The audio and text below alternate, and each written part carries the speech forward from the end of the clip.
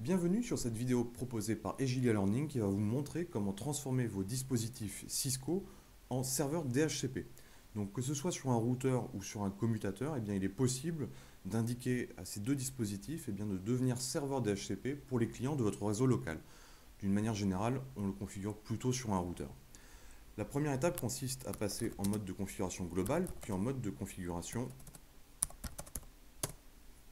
d'interface, donc par exemple l'interface Ethernet 0 qui est l'interface qui se connecte à un switch lui-même connecté à mes clients.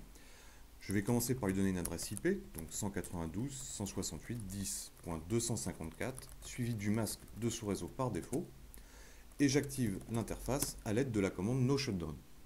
Voilà. Maintenant, je vais pouvoir créer mon pool DHCP. Pour cela, j'utilise la commande IP DHCP pool, suivi du nom du pool, par exemple Egilia. À partir de ce moment-là, je peux préciser quels sont les IP qui vont être fournis par mon serveur DHCP à l'aide de la commande network. Donc, par exemple, 192.168.10.0 avec le masque par défaut. Donc là, mon serveur DHCP peut fournir toutes les IP entre 10.1 et 10.254. Ensuite, au niveau de notre serveur DHCP, il est nécessaire que notre serveur fournisse aussi la passerelle par défaut, qui va donc correspondre à l'IP que nous avons précisé au niveau de l'interface Ethernet 0. Donc pour préciser la passerelle par défaut, c'est la commande default router.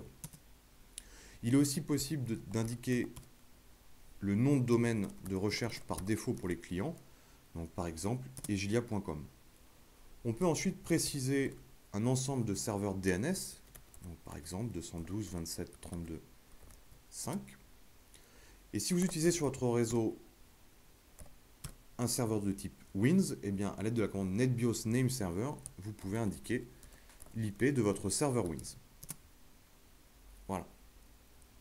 Donc, nous avons vu comment configurer un pool DHCP, comment indiquer quelles sont les adresses IP qui vont être fournies aux clients, quelle est la passerelle par défaut, le nom de domaine de recherche par défaut lors de la résolution de nom, ainsi que le nom de serveur, l'IP des serveurs Wins. Maintenant, il nous reste à voir comment exclure des adresses. Donc, il est possible d'indiquer à notre serveur DHCP quelle est la plage d'adresses qu'il ne doit pas fournir au client. C'est une petite particularité au niveau des dispositifs Cisco. Ça ne se fait pas en mode de configuration du pool DHCP, donc le mode dans lequel nous sommes en ce moment-là, mais en mode de configuration globale. Je repasse donc en mode de configuration globale. Et pour exclure les adresses, c'est la commande IP DHCP excluded address. Et j'indique la première IP que je veux voir ne pas être donnée. Donc par exemple 192.168.10.200 et la dernière 10.254. Donc c'est-à-dire que là, mon serveur DHCP, mon routeur, ne fournira aucune IP entre 200 et 254. Alors vérifions au niveau de notre PC, voir s'il a bien récupéré une adresse IP. Je tape donc la commande ipconfig et nous voyons bien que notre PC a récupéré les informations depuis notre serveur DHCP qui est donc notre routeur. Il a donc récupéré l'IP 10.1 et nous voyons bien la passerelle par défaut. Alors maintenant au niveau de notre routeur, comment pouvons-nous vérifier cela? Je repasse en mode privilégié et nous pouvons voir quels sont les baux d'adresses qui ont été attribués à l'aide de la commande showIP DHCP binding. Et nous voyons bien que l'adresse 10.1 a été attribuée à la machine dont l'adresse MAC est la suivante.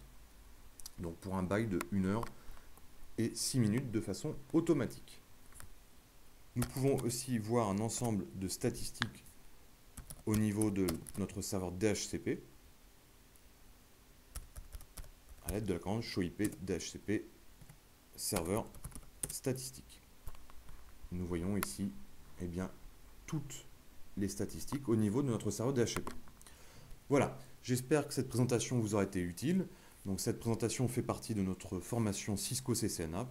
J'espère vous voir bientôt lors d'une de ces sessions de formation. Au revoir.